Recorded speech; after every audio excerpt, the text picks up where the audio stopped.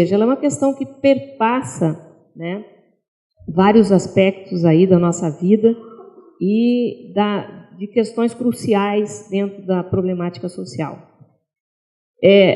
Eu acho que uma terceira questão importante para a gente pensar da sua relevância é a complexidade deste fenômeno, que envolve tantas diferentes dimensões, né, tanto em termos das suas determinantes, quanto em termos das suas consequências, né? Não preciso nem citar aqui a psicológica, a social, a orgânica, a química, a questão moral. Eu acho que ela está um pouco atravessando essa discussão, depois eu vou fazer uma reflexão sobre isso. Questão política. E eu acho que essa questão da sua multidimensionalidade é o seu paradoxo, né? Na medida em que, justamente por isso, ela é tão sujeita a reducionismos, né? Assim como o campo geral, quando a gente pensa sofrimento psíquico, que também é multideterminado, justamente o paradoxo está aí. Por ser multideterminado, as pessoas têm uma tendência a pegar uma fatiazinha dessa e tentar entender só sobre aquilo, né? Ou seja, é uma área com muitos reducionismos sendo produzidos, né? E que fazem com que a gente tenha muitas distorções na compreensão desse fenômeno. Eu queria usar até aqui as palavras do Thomas Szasz, né? Quando ele diz, e eu tenho entendido um pouco assim, que hoje ele fala de outro campo, né, dos transtornos, mas eu diria que a problemática das drogas é um pouco, e a forma como se vem abordando essa problemática seria a amarga pílula que doura os nossos conflitos sociais, ou que abafa os nossos conflitos sociais, né?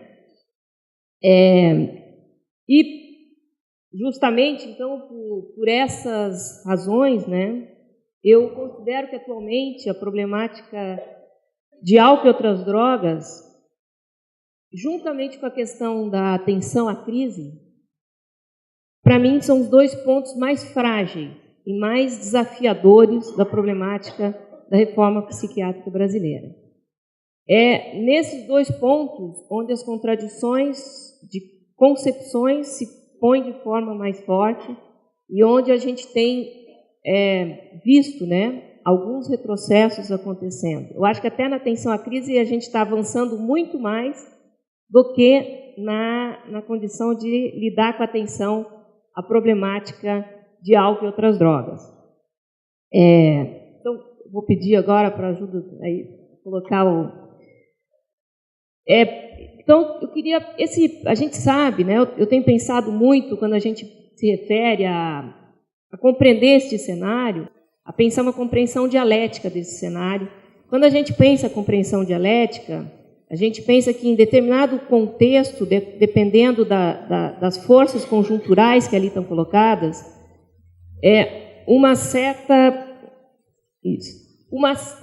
num certo momento histórico, então, com certas condições sociais, econômicas, etc., uma certa concepção se torna hegemônica, porque ela serve aos interesses daquele momento. E a gente sabe que, historicamente, né, a tese, porque então esta concepção hegemônica se torna a tese, que tem contradições, que gera antítese. E a grande discussão que eu sempre faço é se há uma síntese possível, porque nós estamos no cenário da contradição neste momento histórico. Então, a gente tem como tese aquela que se tornou hegemônica dentro de um certo momento, justamente, mas eu acho que é mais adiante, justamente a tese psiquiatrizante, né? Eu vou passar adiante, mas vem aqui mesmo só para não... Ela aparece aqui? Ah, não aparece, só lá. É muita modernidade. Então, a gente tem a tese psiquiatrizante, que se estabelece como hegemônica, e, voltou para trás, tese, antítese e síntese, e a antítese, antipsiquiatrizante. Mas isso é no campo geral, né? Eu queria ir mais adiante, eu vou caminhar bastante aqui, porque eu quero chegar na parte de drogas, que é a minha parte que me cabe nesse latifúndio, porque esse latifúndio hoje está bem disputado, né, aqui nessa mesa. Então, no campo da atenção aos usuários de droga, como que se dá essa contradição? E a gente tem várias dimensões aí, né? E a primeira questão deste modelo da tese psiquiatrizante é a compreensão de que a dependência de drogas é uma doença crônica recorrente, que é o correlativo da noção de doença mental no campo mais geral dos transtornos mentais. Isso traz junto uma perspectiva fortemente organicista, controlo meu tempo aí, né? Hereditária, né? E com uma ênfase de um reducionismo neuroquímico, porque eu falava da complexidade, não é negar essa dimensão. O problema é reduzir a isso, né? E a dependência, então, enquanto um transtorno individual, desconsiderando as condicionantes que produzem este fenômeno, sociais, né, psicossociais. Isso leva a um enfrentamento dessa questão que produz o que a gente chama de uma ontologização das drogas, como se a problemática toda fosse centrada na questão das drogas e fosse a droga que fosse o grande terror. Ela em si que ganha essa face de assustar e dizimar relações sociais, etc. Né? Isso traz, então, um desdobramento técnico, metodológico, né, prático, que a gente sabe que o modelo tradicional, antes manicomial, o modelo hospitalocêntrico, o modelo da internação, porque se é um transtorno individual, a solução mais clara e mais fácil e mais resolutiva é internar, se é o cara que está incomodando socialmente, vamos isolá-lo, né? O poder é centrado no médico, o tratamento de substituição farmacológica, com tudo aquilo que o Paulo Marante já colocava, da medicalização do sofrimento, a intervenção, então, no plano individual. E a dimensão política disso, né? A drogadição, então, entendida como responsável pelos problemas sociais, aquela tal da amarga pílula que doura esses conflitos sociais, né? As relações hierarquizadas no tratamento, sem dúvida nenhuma, os interesses da indústria farmacêutica. O que está em jogo aí? Eu não tenho dúvida que o que está em jogo aí é a manutenção do status quo. Veja, quando você olha este fenômeno de forma reduzida, você não enfrenta a contradição social que produz este fenômeno. E aí isso produz, então, uma manutenção da moral dos bons costumes, né? E eu quero enfatizar isso, porque toda essa discussão que a gente tem tido com a aprovação da lei do Osmar Terra, e, portanto, a reformulação da nossa lei sobre... Antes ela era antidrogas, agora era sobre drogas, mas ela continua na concepção de muitos como antidrogas, né? Então, ela é perpassada por essa questão da moralização das nossas relações, né? Opa, pulou. Parará. O que eu fiz aqui, meu Deus? Estou voltando. Calma, é a tecnologia. Aí. E essa questão do modelo antipsiquiátrico, porque a ruptura, né? Ela implica uma ruptura epistemológica em primeiro momento. Se a gente não faz a ruptura epistemológica, a ruptura da concepção do fenômeno, a gente não consegue mudar práticas. Portanto, é a crítica dessa noção de doença, dessa noção do crônico, dessa noção do recorrente, né? O recorrente até acontece, né? Mas o problema é que o recorrente tem muito a ver com como a gente aborda este fenômeno, né? E por aí vai, né? Relações, quebra de preconceitos com os usuários de droga. Bem, e para fechar, gente, que cenário nós estamos vivendo? A retomada da tese. A lei do Osmar Terra, a discussão da internação compulsória, ela é o recrudescimento da tese. o que está em jogo não é pouco aqui, né? Os interesses não são poucos que estão envolvidos nisso. E, portanto, é muito importante, né, a gente se posicionar nesta situação, porque eu tenho cada vez mais clareza, antes deste cenário mais contemporâneo, aí quando começou toda a discussão da gente diminuir os leitos de internação, quem começou a ocupar o lugar dos pacientes com chamados transtornos mentais eram as pessoas com dependência de álcool e drogas. E hoje a indústria da loucura se alimenta do problema de álcool e drogas. Então, o que está em jogo é muito sério aqui. E ela está representando, talvez, o grande retrocesso daquilo que a gente vem construindo com muita luta e, obviamente, com muitas contradições, porque reconstruir um modelo ou construir um novo modelo não é bem assim, mas ela está representando o grande retrocesso, né? E aí, assim, para fechar, eu acho que a gente tem que pensar muito claramente no que são os nossos desafios para a rede de atenção psicossocial. Porque esta rede tem que responder, eu vou dizer uma palavra que muita gente não gosta, com efetividade às nossas ações.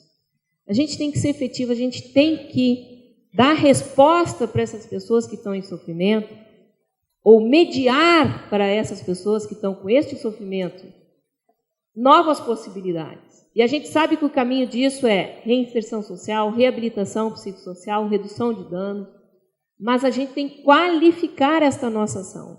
Se a rede de atenção psicossocial não qualificar a sua ação e conseguir dar resposta para este impacto social que a problemática de drogas tem, nós vamos nos fragilizar cada vez mais contra esses jogos de interesse do modelo hegemônico que vem para moralizar e tratar, né, isto de forma reducionista. Então, acho que é uma contradição que a gente tem que enfrentar e a gente tem que fortalecer o fazer da antítese. Para isso, a gente tem que pensar muito e fortalecer muito as nossas ações. A gente está num cenário de contradição e tem que ter muita clareza disso e estar pronto para a guerra, né? Porque é uma luta e a gente tem que enfrentá-la. Obrigada. Obrigada, Daniela.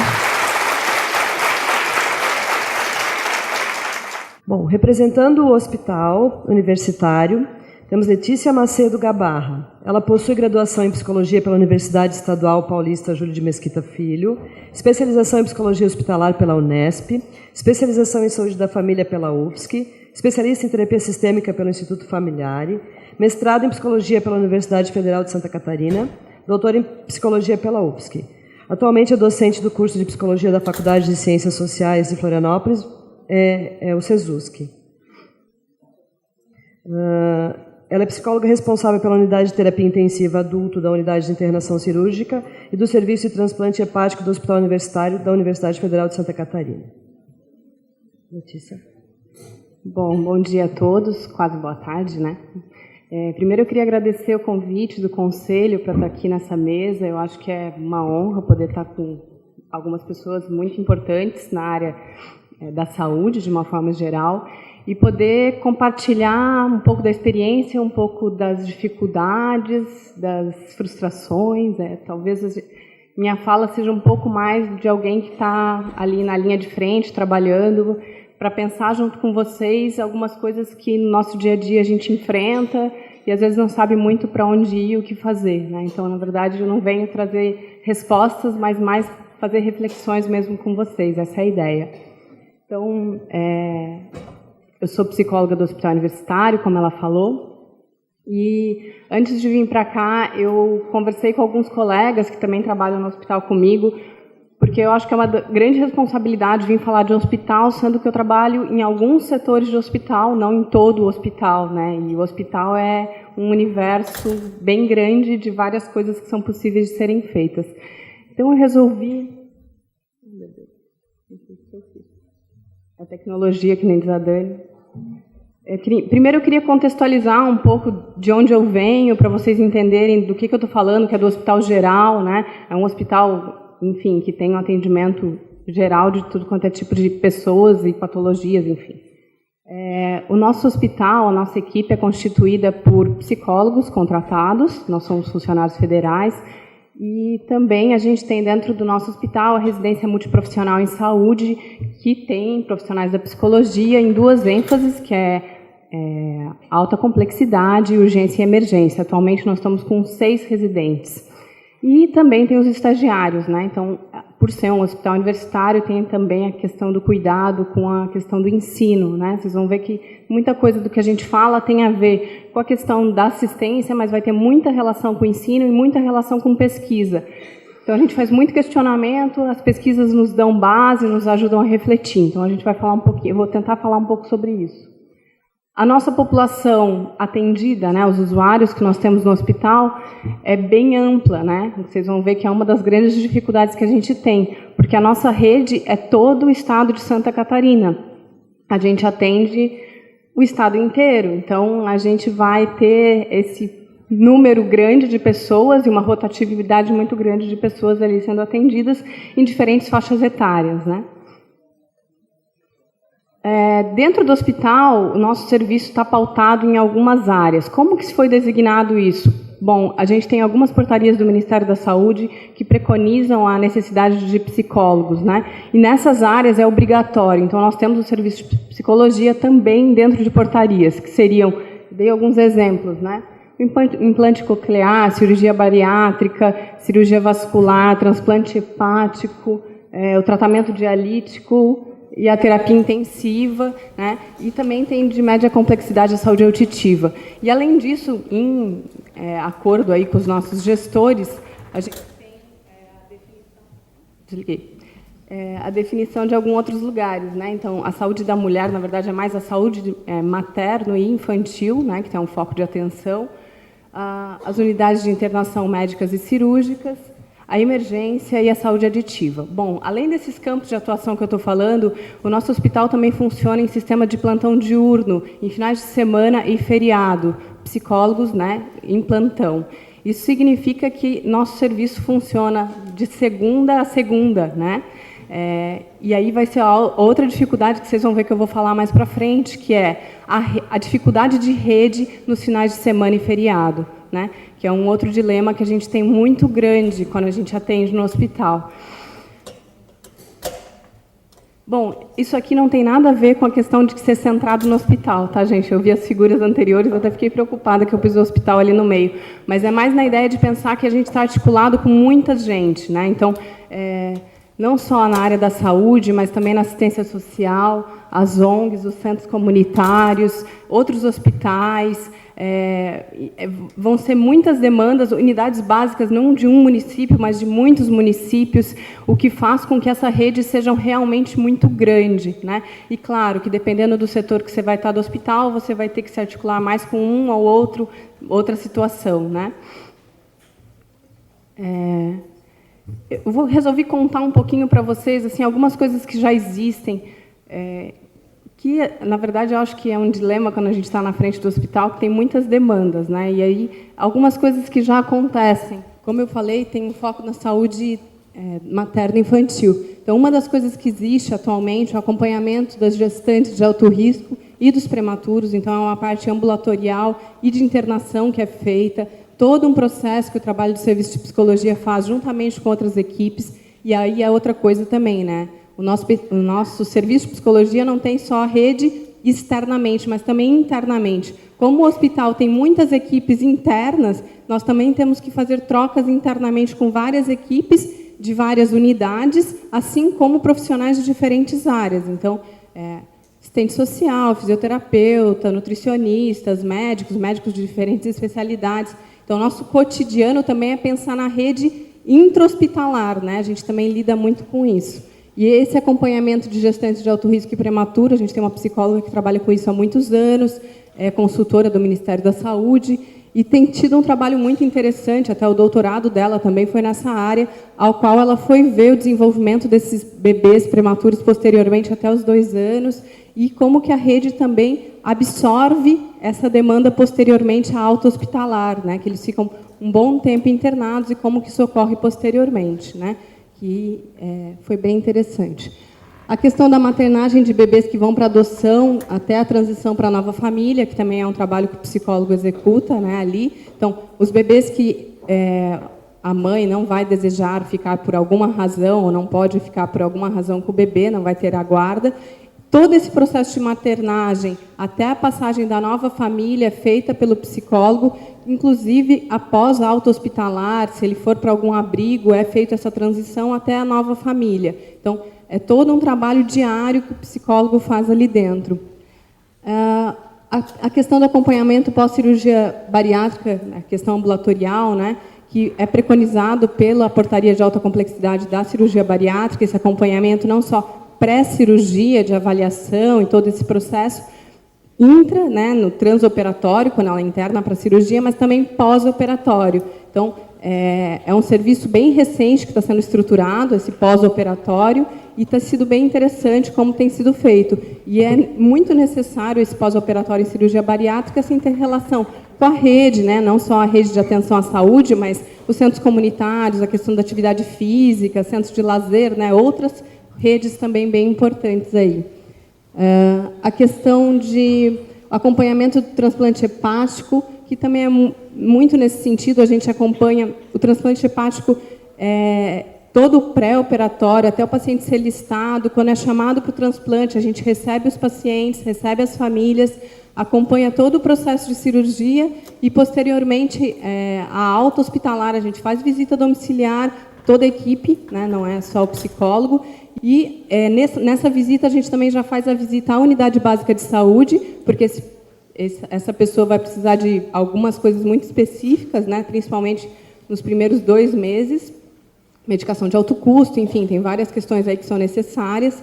E todo o acompanhamento posterior também, na portaria de alta complexidade, também é preconizado esse acompanhamento posterior, e isso também é feito, né?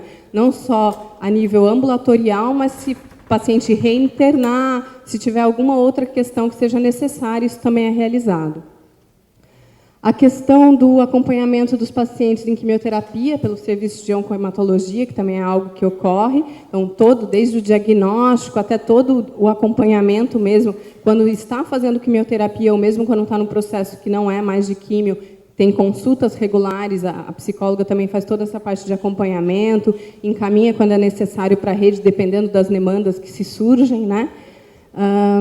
A questão dos pacientes que vão para amputação de membros, nosso serviço é referência em cirurgias vasculares no Estado, então nós temos uma demanda bem grande de pacientes que vão para amputação de membros devido a doenças cardiovasculares associadas a diabetes, hipertensão, entre outros fatores de risco, e é feito todo o acompanhamento no ambulatório com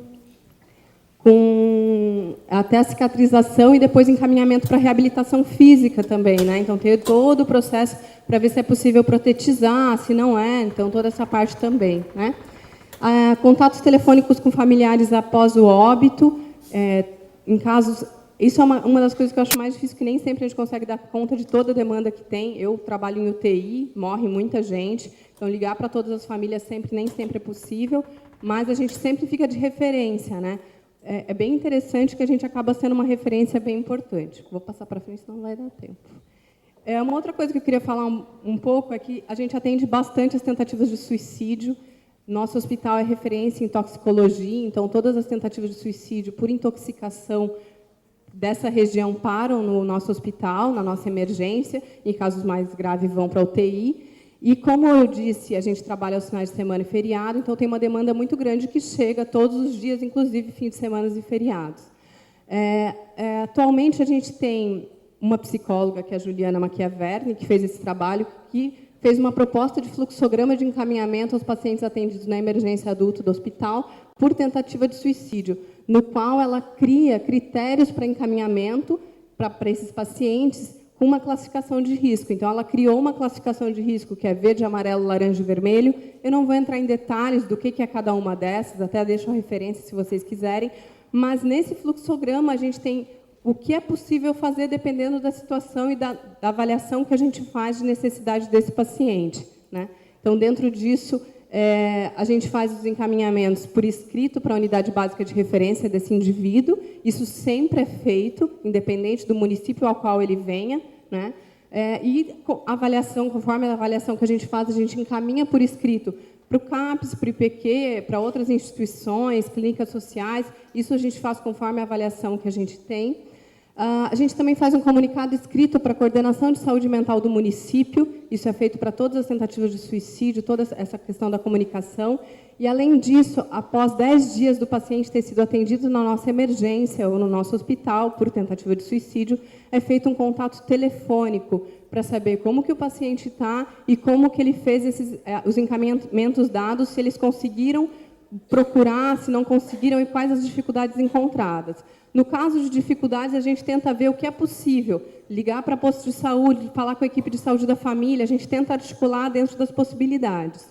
Bom, em relação aos desafios, já estou terminando, eu já falei algumas coisas, né? Uma das grandes dificuldades é a gente ter o estado todo como referência, e aí é bastante difícil a gente tentar se articular com municípios, e cada município tem sua situação e suas possibilidades, alguns mais, outros menos, o que nos dificulta. Tem municípios que têm uma psicóloga para saúde, educação e tudo mais. Aí fica muito difícil, né, a questão da articulação. Então, a gente fica nesse dilema de como fazer em cada município, né? A gente também tem muitas demandas internas, como eu falei, a gente tem as portarias que a gente tem que responder dentro do hospital, a gente é cobrado por elas, e nós somos num número reduzido, considerando toda a demanda que a gente tem, né? A questão de escassez de rede no final de semana, que eu já falei, é um grande dilema. Eu dou plantões aos finais de semana e feriado, e é angustiante de ver que vai ter que esperar segunda-feira para ligar para algum lugar, porque não tem nada funcionando. E aí todas as coisas, né? A falta de leitos psiquiátricos nos hospitais gerais, o meu hospital se inclui nisso, de não ter, a questão de falta de CAPS 3, enfim, N situações aí que a gente poderia pensar de dificuldades que nós temos na rede, e isso fica muito evidente nos finais de semana e feriado, né?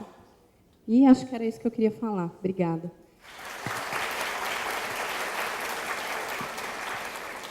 Representando a atenção básica, Magda do Canto Zurba. Possui graduação em Psicologia pela Universidade Federal de Santa Catarina, mestrado em Psicologia do Desenvolvimento pela Universidade Federal do Rio Grande do Sul e doutorado em Educação pela Universidade Federal de Santa Catarina. Professora do Departamento de Psicologia da Universidade Federal de Santa Catarina. Magda. Queria, então, agradecer o convite e acho muito legal essa iniciativa. A gente está debatendo, acho que a promoção pelo Conselho de Psicologia é algo que vem nos mobilizar, especialmente os psicólogos, nas equipes interdisciplinares, que tem sido um desafio enorme nos últimos anos. Então, não é à toa que acho que teve tanta adesão, né? Tanta gente vindo participar desse seminário, porque tem sido uma necessidade latente dos psicólogos também discutirem essa questão que vem permeando o Brasil todo, em todas as práticas de saúde. Eu fico contente de estar compondo a mesa falando da atenção básica, porque, como o Felipe já falou no início, a atenção básica, ela, nos últimos anos, fosse mostrando e se desenhando como organizadora da rede, né? Como o desenho do folder que ele apontou, né? Esse desenho do folder como a rede central. Eu trouxe mais slides, até não vou me guiar muito pelos slides, mas é importante, no final, se alguém quiser pegar o e-mail ali, aí já tem como entrar em contato depois para a gente conversar mais. Então, moro em Florianópolis, trabalho na Universidade Federal, né? Então fica mais fácil o contato para quem é daqui, mas para quem é de fora, às vezes por e-mail, a gente continua dialogando. Como é que eu passo por aquele negócio aqui? Como é que é isso aqui? Isso. Bom, uma das coisas que eu queria dizer é que, antes de ir para lá, porque vocês ficam lendo e não me vêm. Então, assim, uma das coisas que eu queria dizer, que é polêmica, né? Que quando a gente fala de atenção básica, como organizadora da rede, é muito difícil de pensar o lugar do psicólogo. Aí me desculpem se hoje eu vou me atrever a falar um pouquinho mais para os psicólogos, porque como o conselho convidou, né? Então, geralmente eu falo em mesas muito interdisciplinares. Queria que levantasse a mão quem é psicólogo aqui ou é da área da psicologia, para salvo engano do meu público, né? Então, como eu vi na primeira metade da manhã, tinha gente pensando se tinha gente comunitária de saúde, eu pensei, opa, será que convidaram a rede toda? Né? Então, eu acho que a gente tem bastante psicólogos aqui. Então, eu vou problematizar também esse lugar, não deixando de falar das outras profissões, mas problematizar esse lugar, até porque o lugar que a política pública nos colocou, enquanto psicólogos, nos coloca, às vezes, num equívoco do lugar realmente epistemológico que nós desejamos e que realmente a própria política defende em outras pontas. Por exemplo, vou falar direto do matriciamento. Né? O matriciamento é muito polêmico, a noção de matriciamento nos NASFs. Por que polêmico? Quem trabalha em NASF aqui sabe, né? Eu estou vendo a Roseli, que já trabalhou, né? Então, assim, tem mais gente que trabalha em NASFs do Estado, sabe a dificuldade que é de trabalhar num diálogo com a equipe como referência para várias comunidades, para várias